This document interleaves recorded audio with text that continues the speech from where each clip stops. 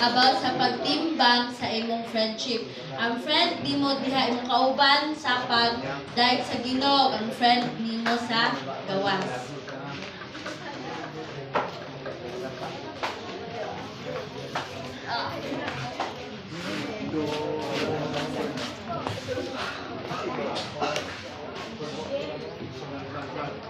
Adunay usa ka babae nga bata-o nga alagad sa Dios ug gagalipay siya nga magdayeg didto sa Dios ug makigsandurot sa iyang kauban nga Kristohanon tungod kay gakabati niya ang gugma sa Dios.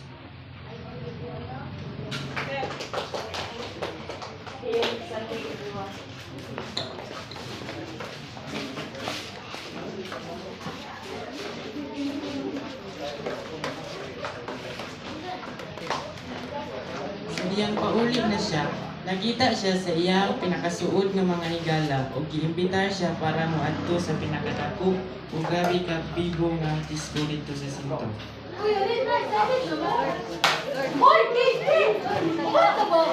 Lagi do. Busy ka? Busy mo ka? Oy, di ba busy ka dito? Ay, wala dito. Di ba? Uy, kabalo ka, Casey. Ano ta? Hindi ko. Kabalo ka, ka na.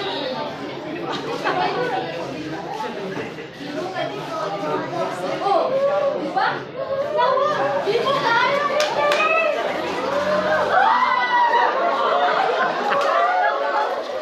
Diya sa diskuhan, nagsayaw sila ug adunay isa ka lalaki niingon sa babae. Bitaw. Sige na, Casey. Uy, Ug diya na-realize sa babae nga dili siya bagay atong nga lugar kay ang Kristohanan nga pareha niya dapat dili na makasalag usab. So ang babae nangita og gumaagi nga siya makahawa atong nga lugar. Dili, Casey. Dili,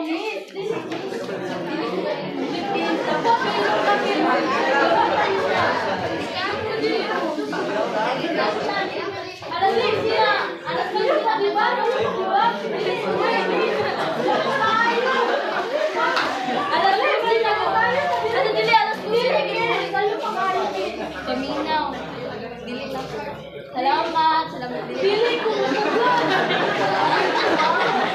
tayo ka alas 10 na Minaw. Dahil hindi na ko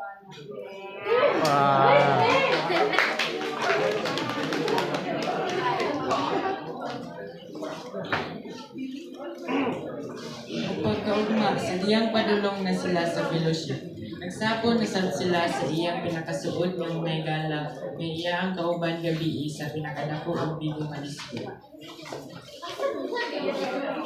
Oy, Casey! Sige, apat na po.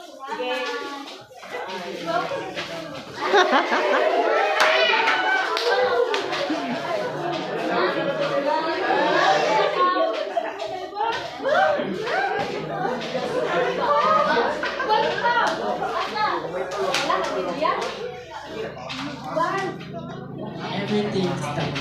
Nung nakauna-una ang babae. Okay na ba? Okay na ba nga Kristohanon na ta mapartisipar pa ta sa mga bulato sa pangkalibutan nga butang? Okay na ba nga Kristohanon na ka ipakamatyan na ka para sa imong mga sala? Magpadal pa ba ka pakasala? Dili gayod. Unsa gito? Dili gayod. So, ikaw, na dili naman sa pagpakasala, so dila na ka mag-focus sa imong God. To reality. Alo, Jean? Dahil, akong kasi so dili na ko ana, akong tama na sa pananiyan. Dili friend, ikaw gusto ka mo sa mga therapy? Gusto ko na pala ko sa inyong simbahan.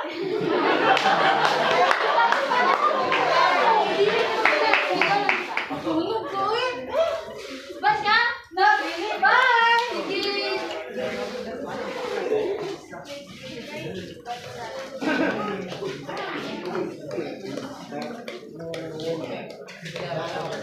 Ipakita ni nga mensahe nga mas gipilit sa batan-on nga halagad sa Ginoo ug tiniganay kay gakabati niya ang dako nga gugma ug kanang isa sa mga butang ng pangkalibutan.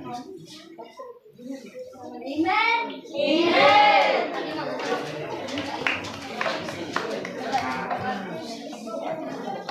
So, in conclusion, dili man jud na malikayan nga naa kay barkada sa kanang gawas, dinarin kay barkada diri sa sulod simbahan. So, kanang ikaw as ang Kristohanon, kabalo naman jud ka unsay sakto, unsay dili. So, kanang dapat kabalo ka mo kanang mo dili kay Kristohanon naman kasi dapat dili na ka magpakasala.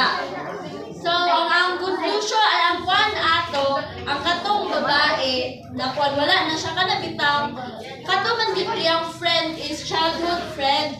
So, bisan, Kristohano na kayo siya, pero kanabitaw, maulaw siya o balibad, kay grabe lagi kay ka-close, then makuhan siya nga maguba ang friendship. Pero, maulagi nga kanabitaw, dili man ka pwede nga permiti na lang magpadayon kasi mong pagpakasala tungod lang kay na kay pinaka-close friend nga dili ni mo gusto makuan, dili ni mo gusto mawala. It's either magkuan ka, magpabilin ka pagkasala, malayo ka sa presensya sa Diyos, or isalikway mo ng mga sala o bubalik ka sa Diyos. So, kato lang. Amen. No? Gigda